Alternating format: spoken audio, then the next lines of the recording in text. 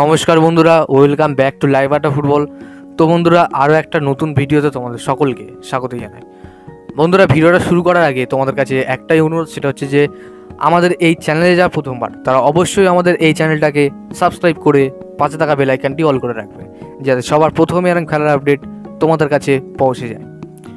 তোমাদের মধ্যে আমাকে অনেকে প্রশ্ন করেছো, আজকে তোমাদের প্রশ্ন নিয়েই আলোচনা করব। আর আশা করি ভিডিও থাম্বনেলটা দেখে তোমরা বুঝতে পেরেছো যে কী নিয়ে টপিকটা আলোচনা হবে। তোমাদের করা প্রশ্ন আমি উত্তর দেবো আজকে। তোমাদের মধ্যে প্রথম প্রশ্ন করেছে বিশ্বজিৎ মণ্ডল। তিনি লিখেছেন যে দাদা, এই চ্যানেল থেকে শোনা যাচ্ছে নাকি এই প্লেয়ারকে মোহনবাগান সই করাবে নাকি আর 2 মাসের মধ্যে, এমনটা শোনা যাচ্ছে নাকি, কথাবার্তা ফাইনাল হয়ে গেছে, এমনটা কিন্তু তিনি জানিয়েছেন। আচ্ছা, 2 নম্বরে আমাকে প্রশ্ন করেছে কার্তিক ভট্টাচার্য। তিনি লিখেছেন যে এই প্লেয়ারকে নিয়ে সম্প্রতি শোনা যাচ্ছে কিছু নিউজ, নাকি মোহনবাগান নাকি এই প্লেয়ারকে সই করাবে, নাকি সেন্টার ফরওয়ার্ড পজিশনে খেলে। আচ্ছা, ঠিক আছে। 3 নম্বর প্রশ্ন করেছে একজন দিদি। তিনি লিখেছেন পৌলমী ভট্টাচার্য। তিনি লিখেছেন যে এই প্লেয়ারের সম্বন্ধে শোনা যাচ্ছে, এই প্লেয়ার কি সত্যি মোহনবাগানে আসবে। তো দেখো, আরও অনেকেই প্রশ্ন করেছে, প্রায় আরও 18 জন মতন প্রশ্ন করেছে আমাকে, তো সেই উত্তরগুলো আমি দেবো।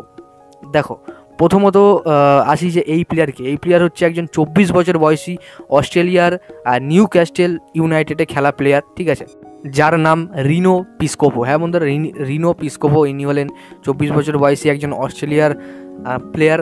তো বর্তমানে এই প্লেয়ারের মার্কেট ভ্যালু 4.4 কোটি টাকা, এবং তিনি এই লিগ যেটা হয় অস্ট্রেলিয়ার, সেই লিগে কিন্তু 14খানা ম্যাচ খেলে 1টা গোল এবং 3খানা অ্যাসিস্ট করেছে। এবার টপিকটা আসি, মেন টপিকে, সেটা হচ্ছে যে এই যে প্লেয়ার রেনো পিসকোভো, ইনি কোনো সেন্টার ফরওয়ার্ড পজিশনের প্লেয়ার না, প্রথম কথা। দ্বিতীয় কথা, ইনি সেন্টার মিডফিল্ডে খেলতে পারেন এবং তিনি লেফট উইংয়ে খেলেন, ঠিক আছে। ইনি কোনোভাবেই কিন্তু সেন্টার ফরওয়ার্ডে খেলেন না। আশা করি ক্লিয়ার করতে পারলাম তোমাদের। আচ্ছা, দ্বিতীয়ত এই প্লেয়ারের সাথে নিউ ক্যাসেল ইউনাইটেডের কিন্তু 2024 জুন মাসের 30 তারিখে 2024 সাল অবধি কিন্তু কন্ট্রাক্ট আছে, এখনও কিন্তু কন্ট্রাক্ট শেষ হয়নি। আর এই প্লেয়ার কিন্তু কন্টিনিউ করছে প্রত্যেক ম্যাচে নিউ ক্যাসেলের হয়ে।